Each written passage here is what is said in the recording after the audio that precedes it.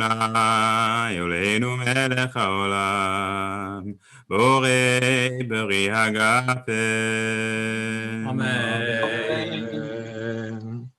Baruch atah Adonai Eloheinu melech haolam borei minei v'samim. Amen.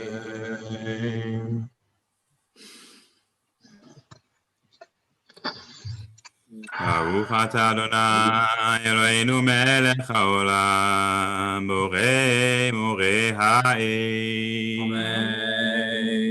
Amen. Baruch atah Adonai Eloheinu melech haolam hamavdil ben kodesh l'chol ben or lechoshech ben Yisrael le'amim Yananai, Yananai, Yananai, Ben Yom Hashvi l'Sheshet Yomei HaMaseh.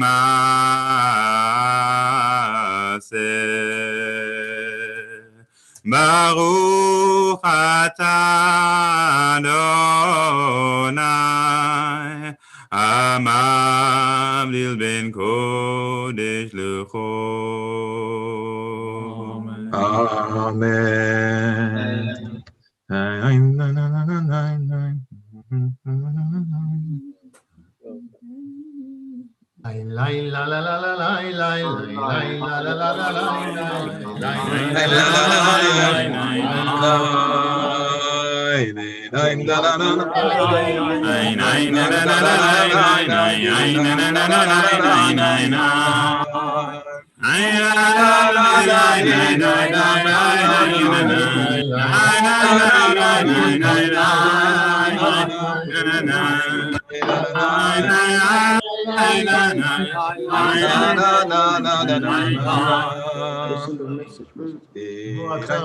Shavua Tov Mevuvarach.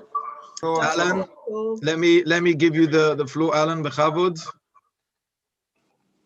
Where are you, Alan? Sorry. Good evening, everybody. All right, can you please, If everyone can mute. Thank you. Good evening, everyone. I'd like to, first of all, thank Benedict and Noam for joining us tonight, Aviva for organising it, Derek Levy and all the donors that donated the presentation packs, and everyone that delivered them. Tonight is an extraordinary night for Northwood. Those of you will see there, we've actually used up our entire Zoom allocation. We've actually got 100 screens zooming in for the first time on our own Zoom. So I'm sure you're going to enjoy this evening. Benedict will be doing a shir, and there'll be questions and answers at the end. Now, for the questions and answers, if you can put it on the chat, I will then pass it on to Benedict to answer your questions. Obviously, the rabbi will be with us the whole time as well. But I think you'll all accept this has been a super evening, and so far it's been enjoyable. And Havdalla every week is one of the most enjoyable services that we have. So I'm going to hand over to the rabbi and Benedict now, and thank you all so much for joining us this evening. Thanks very much for asking me to speak tonight. Can I just check? Can you everybody hear me? Can you just give me a wave if you can hear me okay? Look, that's fantastic. Look, it's always a pleasure to be here. It's always a pleasure to be with you, and it's a particular pleasure on Motzei Shabbat because you have a choice as to whether you're going to say something about, the week that's gone by or the week that's coming up. So it's a delicious choice. But today's Rosh Chodesh Adar, and we're heading into Purim. And next week is Shabbat Zachor, when we're going to remember Amalek. And so I thought it would be nice just to say a few words about Amalek and about Shabbat Zachor, because, some of us might not make it to shul next Shabbat. And so we might not hear the reading of Zachor. And, you know, it's nice to know that probably by looking at the reading this evening, we probably fulfill the mitzvah at some level anyway. So that's what I wanted to talk about tonight. I'm going to try and share my screen. So if you'll excuse me for a second, let me try and share that screen and see if that works. Stay there.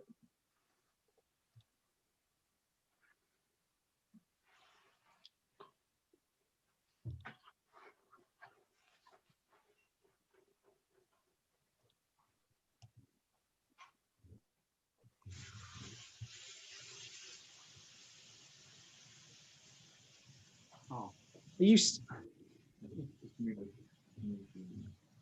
We can see it. We can see it. Perfect. You can see. You can Yes. see. So that's fantastic. And if we're thinking about reading, Parashat Zachor on Amalek, reading Parashat Zachor, reading about Amalek, I think there are three questions that we might ask straight away. One is, who was Amalek? Like, what is this? What is this force that is so important that we need to remind ourselves about it every year? That's the first question. Second question is, what's he got to do with reading Megillah on Zoom? And in the title, in the blurb on this event, we said, look, the Amalek has got something to do with reading Megillah on Zoom. And we're going to address that question. And the third question is, how do we remember him and to blot out his memory at the same time? The verses, and we'll see the verses in a second, say that we need to remember him, but we need to blot out his memory at the same time. And that's paradoxical. That is very difficult. But I hope we can resolve the paradox by looking closely at the Pesukim. And I'm going to bring you a little Midrash from the Sifrei, an ancient commentary on Deuteronomy, on Devarim. So those are the three questions which I hope we're going to answer tonight. Let's begin just by looking at the verses. Second, we might have a problem. 1 minute. It's not filling it. Could you unshare and share again, please? Sorry. Sure. Seems to be, I can see it, Rabbi. I can see it. It's Okay. fine. Okay. So continue. You continue. Sorry, it's a problem by me. Excuse me. Yeah. Are you seeing the Pesukim, Rabbi? Yes. Yes. Please continue. So, Zachor et asher asa lecha Amalek baderech b'tzeitechem mimitzrayim. Remember what Amalek did to you on the road when you were coming out of Egypt. Moshe is speaking now 40 years after the event. The story of Amalek is told twice. It's told at the end of the Parsha of Bishalach, just after crossing the Red Sea, when Amalek does attack the people. And Moshe retells the story 40 years later to the next generation. Remember, the generation of the Exodus died in the desert. And Moshe now, we're reading it. When we read for Parashat Zachor, we read it from Devarim. We read it from Moshe's retelling of the story to the next generation. So he says, remember what Amalek did to you on the road when you were coming out of Egypt. Asher karcha baderech vaizanev b'cha kol hanechshalim acharecha. Remember how he met you on the road and struck from behind at the weakest of your travelers. Ve'ata ayef ve'agea. And you were tired and weary. We're going to come back to that. Ve'lo yirei Elohim. Not fearing God. And the Sifrei is going to ask, who is it that's not fearing God? Is it Amalek or is it Israel? And the Pesukim follow on. V'haya, b'haniach Adonai Elohecha lecha mikol oivecha misaviv, ba'aretz asher Adonai Elohecha noten lecha nachala, l'rishta. When the Lord your God has given you rest from all your enemies around, in the land which the Lord your God gives you as an inheritance. Timche et zecher Amalek mitachat hashemayim. You shall blot out the memory of Amalek from under the heavens. Lo tishkach. Do not forget. It's paradoxical. We have to blot out their memory, and yet we're told, don't forget. How does that work? Well, let's start by asking, who is Amalek? And the answer, Rabbi, can you see the next slide? But it's not focused. But let me see. If everyone sees it, that's good. Yeah, we can see it. We can see it. Okay. The first answer is that Amalek is our cousin. Look, here's the family tree. Abraham has two sons, Yitzchak and Ishmael. And Yitzchak has two sons, Yaakov and Esav. And then Yaakov has 12 sons and a daughter. And then the next generation, in the next generation, there are very, very many more in the land of Egypt. And then down the other side, Esav has a son called Eliphaz. Eliphaz actually married Timnah, who wanted to become Jewish. Maybe that's relevant. We're not sure. And the son of Eliphaz and Timnah is Amalek. So Amalek is our cousin, our distant cousin. And what do we know about Amalek? Well, we can chase down the references to Amalek in Tanakh. And what we notice particularly is that Amalek seems to like to attack the weak and the vulnerable. We've seen him already with Israel in the desert. He attacks the stragglers at the back of the camp. We see him again in Sefer Shmuel, sort of towards the halfway through Shmuel Aleph. David and his warriors are hanging out in a town called Ziklag, which the Philistines have given them. And David and his warriors are out one day, and the Amalekites come and sack the town. They kidnap all the women, including David's wives. They burn the town and they run off. Amalek likes to attack when there are no defenses. He likes to attack. He attacks women and children who can't defend themselves. And David and his gang, they run off after the Amalekites. David takes 600 men to go off in pursuit, and he can't find them. The Amalekites have gone too fast. But then they find someone half dead in the desert. It turns out this person hasn't had water or food for 3 days. And they take him in and they feed him, and they give him to drink.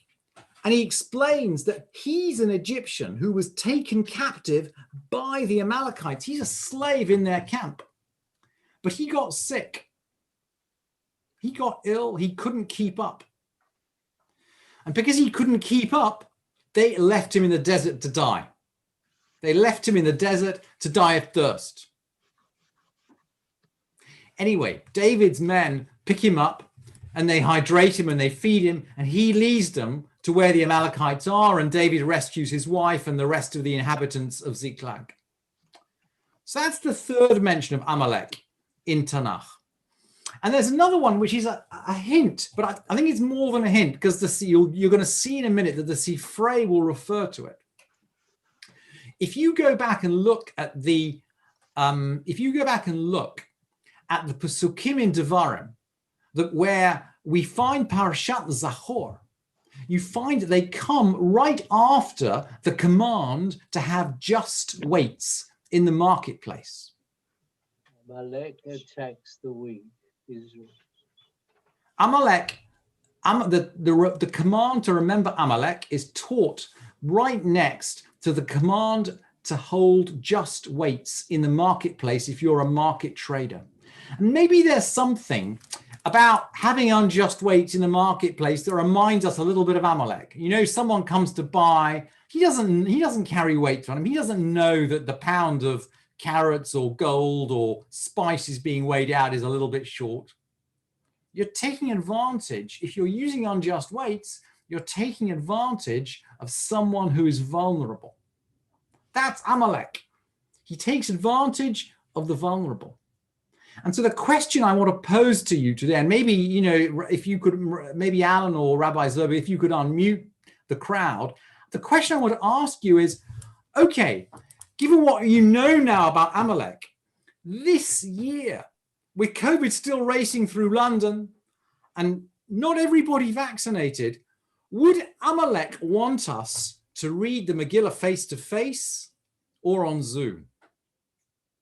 What do you think? So if anyone would like to unmute themselves and give their view to Benedict, that'd be fantastic. Or could type in on the chat if they want. Or type in on the chat.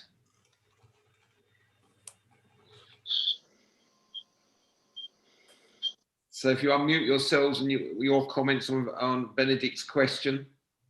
I'll be brave.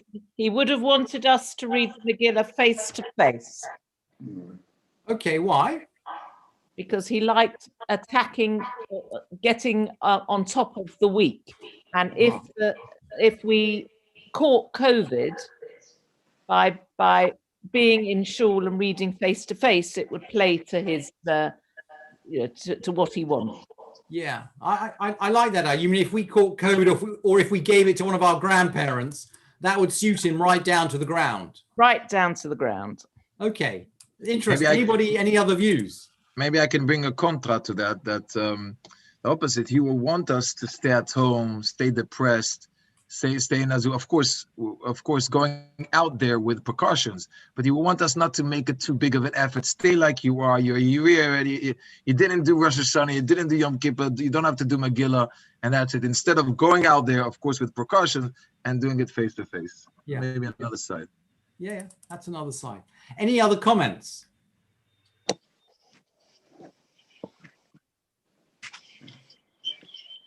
Okay, let's keep that in mind and let's keep moving. That in the comments, there is Jeremy Stern's face to face because it would add risk to those who attend, and Henry said we should carry on but be safe. So again, two sides. Yeah. Wouldn't want us to read the Megillah at all. Would he want us to read the Megillah at all? Yeah, he might, but I mean, that's echoing the rabbi. He might want us not to read the Megillah. And, reading the Megillah is an important part of our togetherness as a nation. Yes, he might not want us to read the Megillah at all. Okay, let's keep going. Let's keep going. Can everybody see the next slide? How can we remember Amalek and blot out? We've talked a little bit about who was Amalek. We've talked about what he's got to do with reading Megillah on Zoom. How can we remember him and blot out his memory at the same time? And what I want to do is to bring you a Sifrei, ancient Midrash on Deuteronomy. And the Sifrei is going to concentrate on the middle one of the 3 Pesukim, which we read for Zachor. Just describing what Amalek did, how he met you on the road and struck from behind at the weakest of your stragglers, when you were faint and weary, not hearing God. And the Sifrei is, first of all, noticing the conjunction between these psukim and the command to keep just measures, just weights, because he's going to talk about measurement. But he's going to focus on the ambiguity of the words not fearing God. Who didn't fear God? Was it the people of Israel or was it Amalek? And the Torah is ambiguous. Let's have a look at the words of the Sifrei. B'midah she'madadta ba, madadu lecha. By the measure that you measured with, you were measured. You were measured with the same measure that you used. Almost neged can almost midah can neged midah. One thing comes around, but the Sifrei hasn't put it quite like that, perhaps because of the juxtaposition with the issue of using just weights in Devarim. And the Sifrei then explains what he means. The Sifrei says, just as you ma ata ayef ve'yageh velo yireh Elohim, af hu ayef ve'yageh velo yireh Elohim. Just as you were faint and weary, not fearing God, so he too was faint and weary, not fearing God. The Sifrei seems to be saying that Amalek and Israel are quite similar. And remember, we began by saying that Amalek is our cousin. Amalek's our cousin, our distant cousin, but we're related. And the Sifrei seems to be saying, look, in this situation, we were quite similar. Now that's a puzzle, because most people just reading these Pesukim would say, hey, look, Israel was faint and weary, but Amalek wasn't. And they might well say, Velo Yireh Elohim, well, that applies to Amalek, but it doesn't apply to Israel. So where does the Sifrei get this from? Where does the Sifrei get this idea of equivalence from? Well, let's begin with not fearing God, and let's go back and look in the first telling of the encounter with Amalek in the Sedra of Bishalach, which we might have heard in Shul a couple of weeks ago if we could have made it. And the Sedra of Bishalach splits into two halves. The first half contains the Song of the Sea. It's the miraculous escape from the Egyptians and their drowning in the water. The second half is just full of complaints about not enough water and not enough food. And eventually the people camp at a place called Rephidim where there's no water for the people, and they argue with Moshe saying, give us water to drink. And the text says the place was called Merivah, which means argument. It was called argument because of the arguments of the people of Israel and their testing of God, saying, Hayesh Hashem b'kirbeinu im ayin. Is God among us or not? And the text then says, Vayavo Amalek. Then Amalek came. Amalek seems to come in response to Israel not fearing God. So we can begin to see that equivalence now.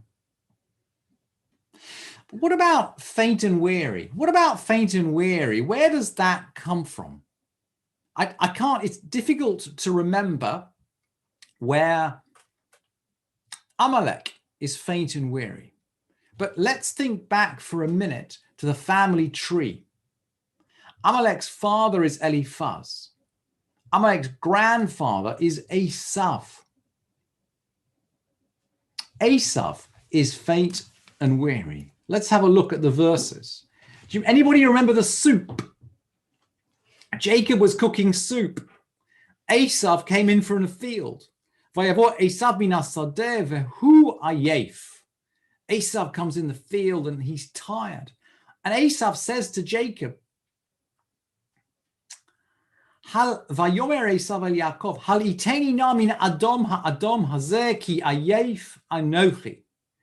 Pour me some of that red stuff because I'm tired. That's why his name was Edom. The Sifrei seems to be saying that if Jacob hadn't overcharged Esav for that soup many, many, many years earlier, remember, we're back to weights and measures. If he hadn't overcharged Esav for that soup many, many years earlier, perhaps his grandson might not have attacked Israel in the wilderness leaving Egypt. The Sifrei is saying that, gosh, this ability to take advantage of those who are vulnerable is something that we can all do. It's too close. Let's go back to the Sifrei. Just as you were faint and weary, not fearing God, he too was faint and weary, not fearing God. As if the Sifrei is telling us, gosh, we really need to, we need to take care. We can be like him, just like he can be like us. And maybe that gives us an answer to how to remember and to blot out too. Because we can remember to be not like Amalek.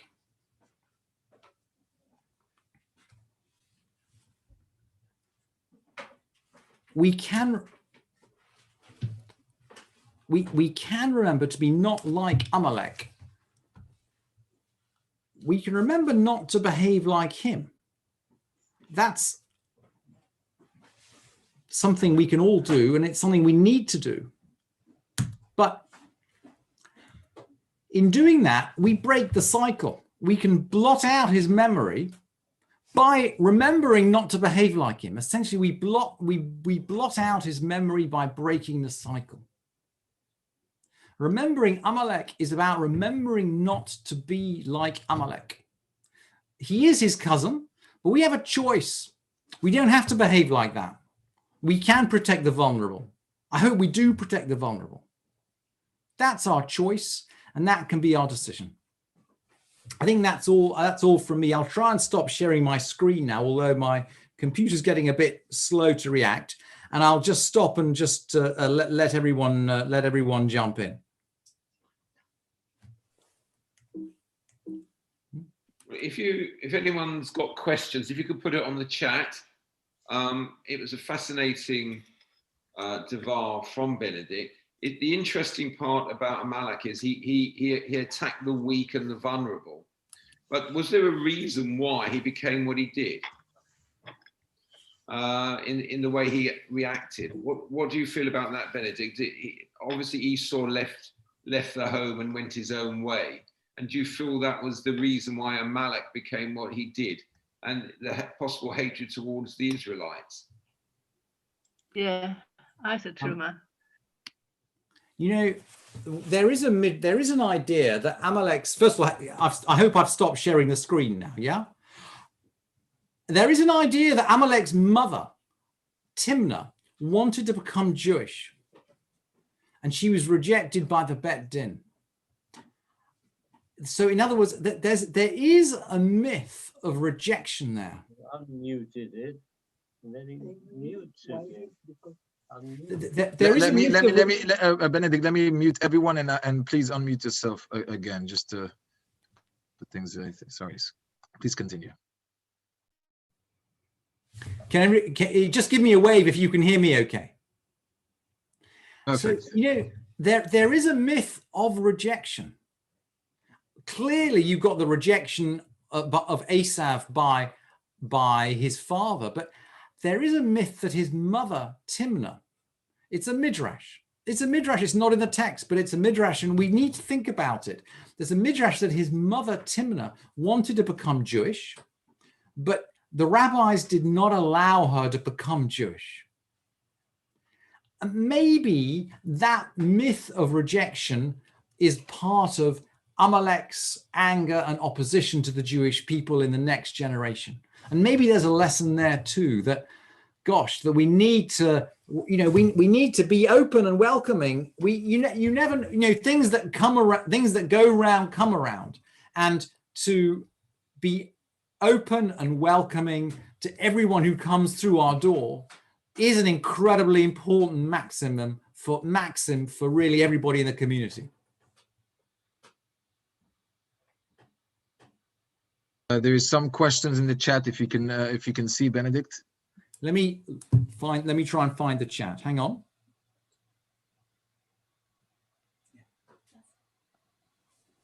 From Jeremy, you want me to read it? If you cannot, I'll read it for you. Yeah, please read it, because I can't see the chat very well. Jeremy Stern, are we judging Amalek by today's standards, acting weak points, killing all the enemy, men, women, children? Was the mode of battle at the time, and the Israelites were involved in similar bad practices? So he's asking, are we judging by today's standards or their standards? I think, if Jeremy, if I'm not asking your question right, you can say it out loud. Yes. Yes. So basically, what kind of standards are we judging Amalek? If it's on the standards of Egypt those days, while we're punishing the great children, and if it's today's standards, what kind of standards are they doing today? If that's the question, Jeremy, I don't know. Yeah, I mean that's a very interesting question. First of all, I would say that the text judges Amalek. I would say the text judges Amalek by standards that we would find familiar today, because it records the fact that Amalek attacks a defenseless town and lets a slave die in the desert, And because the gang have left the slave to die in the desert, they're eventually caught by David's soldiers and punished. So I don't, and that's very similar to the story of Haman. If Haman hadn't created the gallows, he would not have been hung on them. So I think that the text judges Amalek by standards which are very similar to ours today. And that Jewish thought has always cared for the vulnerable and has always cared for the weakest in society. So I think it's very interesting that today's, now that maybe this, you could say this is the victory of Jewish thinking, that today in like modern secular British society, life is considered sacred and we exert all possible efforts to save life. But when the rabbis are writing about this under Roman occupation, when the Romans would send slaves out into the arena to be torn apart by lions for public entertainment. So I would say that the standards we hold were once minority views, but now seem to be, in many ways mainstream today's standards. So I would say, yes, we are judging Amalek by standards which might be mainstream today in Britain, but 2,000 years ago, when the Sifrei was being written, were really quite unusual and unique.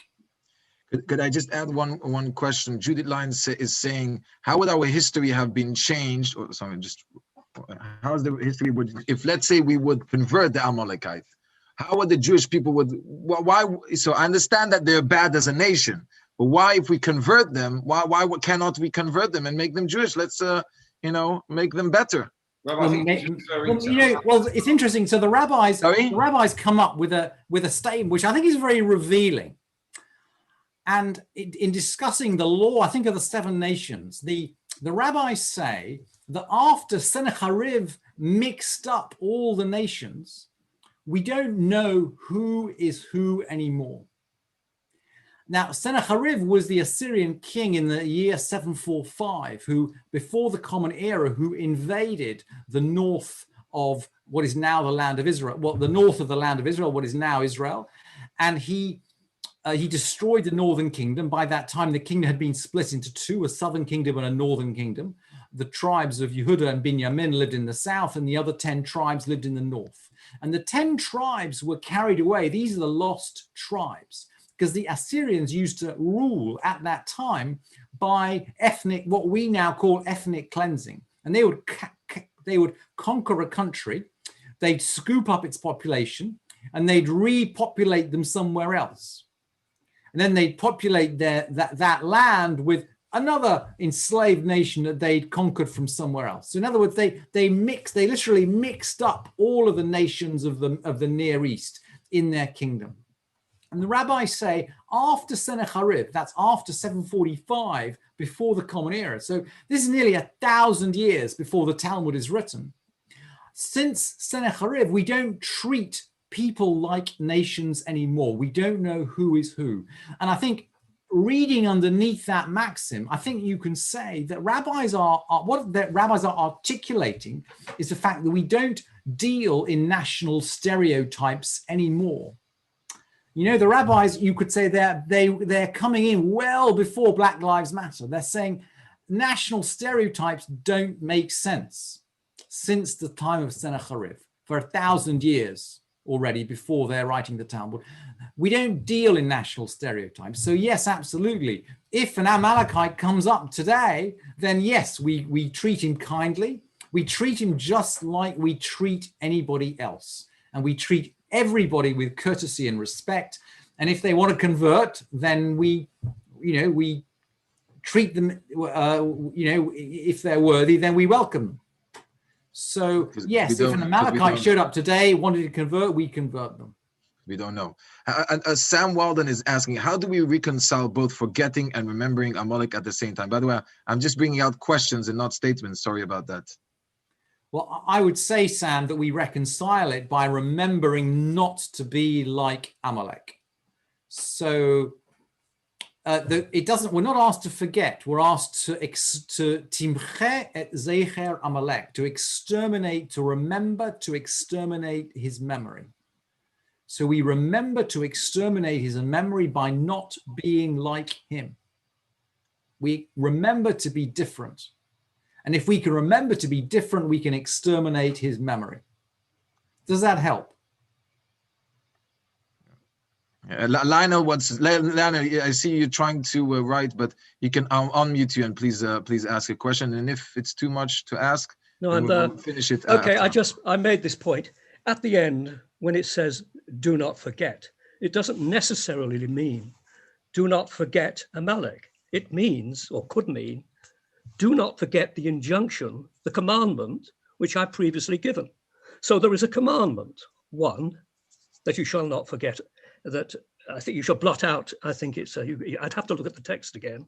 You should blot out the memory of Amalek, and then it says, "Do not forget this commandment I'm giving you, that you shouldn't blot out the memory of Amalek."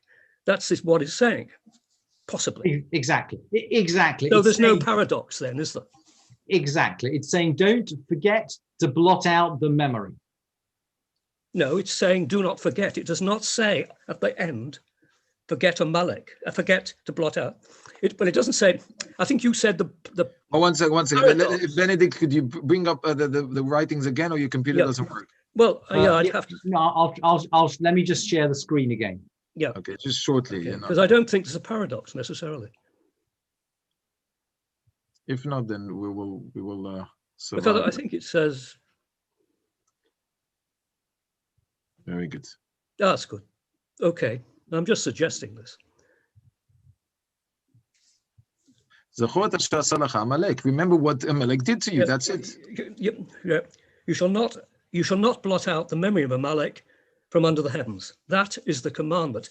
And when it says do not forget, it's saying, I'm repeating it, do not forget this commandment. But in English, Lana, one second, sorry to jump before Benedict, but in English it says you should not forget, but in Hebrew it says timche et zechar, you should wipe out the memory of Amalek.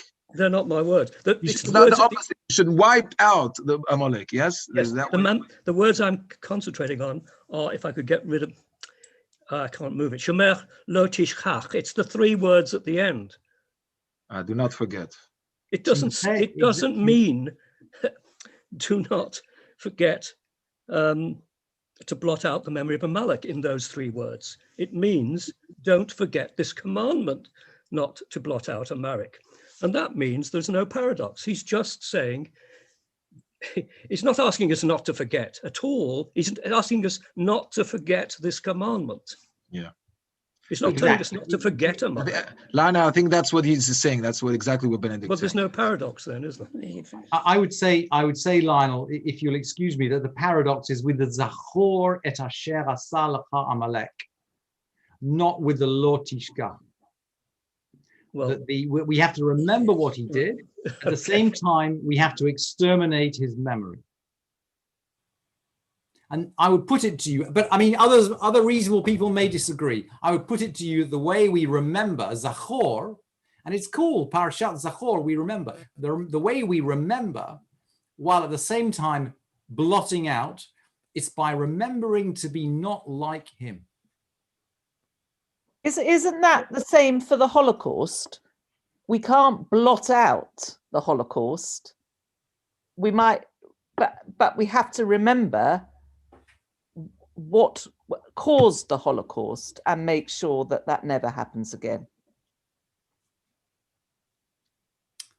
Yes, that's very interesting. I heard a German mayor about a year ago saying, yes, we're not responsible for the past, but we are responsible for the present and the future.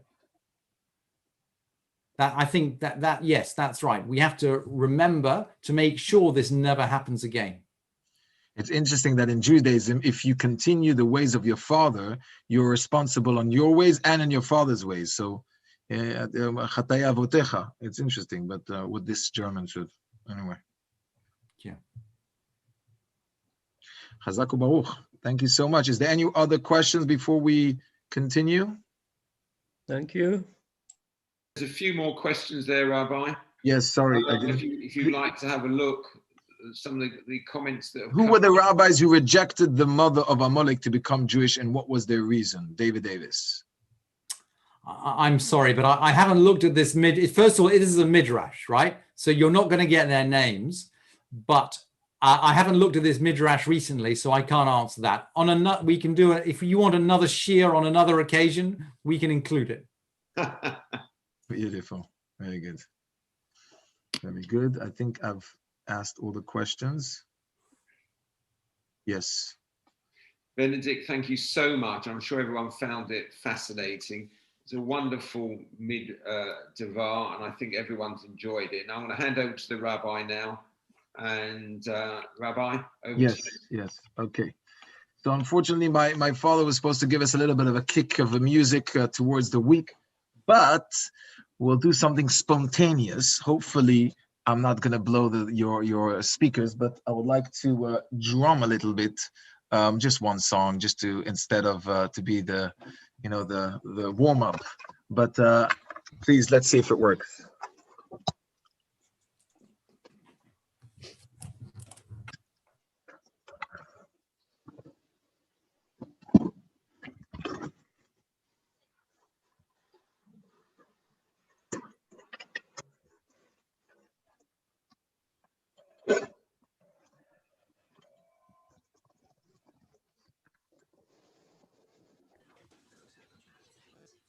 Yeah, I'm going. Sorry.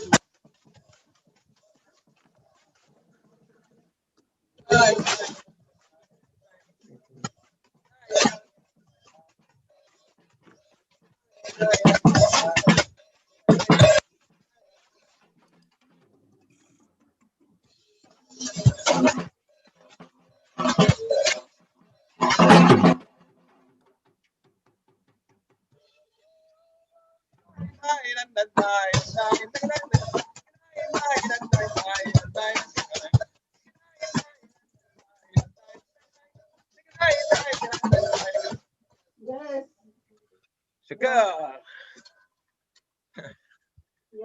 Okay. I hope you heard something and it didn't just burst your ears. But I would like to wish you all a beautiful week. Shavua Tov Mevorach. Enjoy this week. And again, thank you all for joining. This is going to happen every Motzei Shabbat, not too long. But how about singing Shavua Tov? Shavua Tov, Shavua Tov, Shavua Tov, Shavua Tov. And I would like to thank our speaker Benedict. Beautifully said, very I would say very brave topic.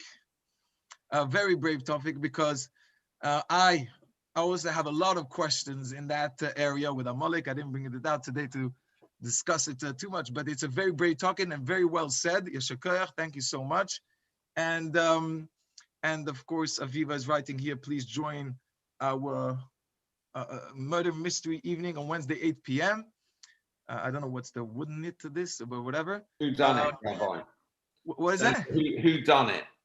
Okay. and that's it. So every Motzei Shabbat, please join us with a little bit of relaxation, spirituality, simcha, happiness. As I said in the beginning of Shabbos, Mishenichnas Adar, when the month of Adar comes in, we burst out in happiness, burst out in laughter, and hopefully we can spread that happiness and hope throughout our congregation. And should we do Megillah on Zoom or face to face? We'll have to see with the committee what they say first. Hazaku Baruch and before you go, if I could just say a few words, that'd be wonderful. Yes, please. First of all, Benedict, thank you very much. Noam, thank you very much indeed. It's been a super evening. We are going to do a bit of a poll because we'd like to run more Havdalah services over the year. Obviously not so much in the summer, but more in the winter. We'd like to try and do one. Is it once a month, once every 3 months you'd like to zoom in and have a look? It is really a lovely service, the Havdalah service. And Jeremy will be issuing a poll, I think at the end of this, or it will be coming around to everyone to hear. We had 100 screens tonight, which means that about 200 members of the community zoomed in, which I think is a record for us using our own Zoom system. And thank you so much indeed. We have a wonderful range of events coming up over the next 2 weeks. We have the Who Done It on the 17th, and then we have Purim. And if you look at all the attachments that come out with the daily newsletter and everything else from Estelle, you'll see what a super Purim events that we have coming up. I wish everyone Shavua Tov, have a good week, have a healthy week, and keep fit and keep well. I don't know, Viva, if you want to say anything. No, just thank you so much for the support you've all given us tonight. It's been really heartwarming. And hopefully maybe some of you who don't zoom in to our Kabbalat Shabbat, the Rabbi's Shir, will think about giving them a try once in a while. Aviva, can you mention Wednesday again? It's in, We've done it. We've done it. We've done it. Well, it's for Macmillan. Okay. And I think if you could just hang on for Jeremy's poll, which hopefully is coming next, then we will release you for the evening. Are you sure it's not what parsha is it this week? That's not the poll? Yes. Okay, I was just playing with it a little bit before. So very good. What up to everyone? Everyone. I just wanted to mention until Paul is here, until the Paul is here, a welcome to, and I'll go over the names to say a big mazal tov to John Coyne on his 75th birthday, Jenny Coyne on her 61st birthday, Estelle Talberg on her 45th birthday. And if there's anyone that I missed, of course, Brian Gamin and Patricia on the bar mitzvah of their grandson, Daniel, Yashakoyach, many more simchas, and many hatzlacha. And I wish long life for all the families, Derek Levy and Susan Levy, and all the families that are mourning. I would like to wish them a long life, arichut yamim, and hopefully we will see each other's only in simchas. So, and also it's good to see you, the Kriegers. Nice to see you too. Soloway, Engel, Karen, Sherman, Packman, Lever, Joels, the Cohen family. I can see that you enjoyed Barbara Cohen. I can see you enjoyed Aviva's view on the. No, Aviva, I think it was Aviva or whatever. You were saying, yes, I agree with that. Fantastic. David Landsman, Linda Landsman, Siegel, Ingrid, good to see you. Shavua Tov, Lionel, Shekoyach. I'm going through everyone, so I'll get you soon. Because listen, it's important to recognize each and every neshama, each and every soul, especially in our community. Hopefully, we're going to get out this soon. I just wanted to say that Baruch Hashem, my family are all COVID-free. After my son last week was COVID positive, we are all out of it now. So Baruch Hashem, we took all the tests. So it's a miracle too. And that's it, Lions, Judy, and good to see you. Thank you for the question. The Gleichers. Stephen, how are you doing? Stephen, are you in France or you are here with us in the UK? We're in France. Wait a minute. So you're not enjoying our very wonderful weather in London. Believe me, it's cold. It's been the coldest it's been for 6 years since we've been here. Wow. Up to -10 2 days ago. And for the second time in 6 years, we've had snow. Okay. But apart from that, it's lovely. Boat. Apparently in Israel, it's nice to see everybody and to join you all. A pleasure. Rabbi, just a reminder, Ingrid is muttling tomorrow, 11 o'clock. 11 o'clock. Please tune in, Ingrid. It sounds very interesting. Stelbo family, good to see you. Baron, good to see you. Lawrence and the Davis. Lauren, how you doing? Yeah? Good. Good. Very good. Shavua Tov. Family Leach. Lewis. Groves. Malcolm, good to see you. I see you alone, or I see you're on mute, right? Yeah. It's good to see you smile, Malcolm. You always have a fantastic smile. Stephanie Frank, good to see you. Shavua Tov, Marcus, it was good to hear you last week on the Davar. Marcia, fantastic. Patricia, how you doing? Cannot see you. Yeah, very good. The Blooms. John, can you hear us? John Grossman? No, he hasn't. Okay, you're all right. Can you hear me now? We can hear you. Ken, בוא, מה נשמע? לא שרת אליהו הנביא, למה? לא שרנו, אפשר לשיר עכשיו, עד שיבוא, עד שהפול. Jeremy, is the poll ready? Are we waiting for the poll, or we're Okay, I don't know where Jeremy is. Never mind. Let's sing. It's a good suggestion. Please, let's sing together Eliyahu Hanavi of Motzei Shabbat. Eliyahu Hanavi, Eliyahu Agiladi, Eliyahu Agiladi, Tishbi Mimera Yavo Eleinu. Yavo Eleinu, B'Mashiach ben David, B'Mashiach ben David. Good families. Mervin, how you doing? I wish you again a long life. It's good to see you. Always connected, always sticking together. Always connected to our community. Baruch Hashem. Very good. Howard, good to see you, Jerry. Norman, Shavua Tov, Silverstone, Shavua Tov, Shapiro. We have Stefford, Bram Skinner, Estelle Burnside, Shavua Tov.